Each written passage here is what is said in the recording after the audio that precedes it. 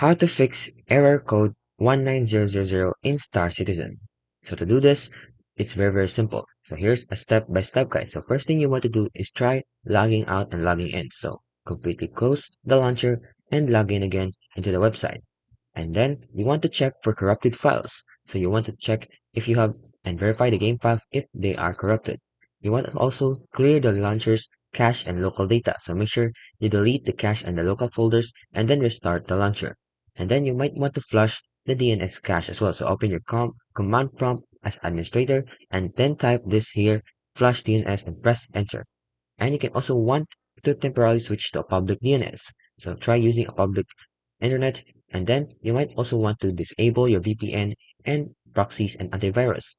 And lastly is have your character repair and reset.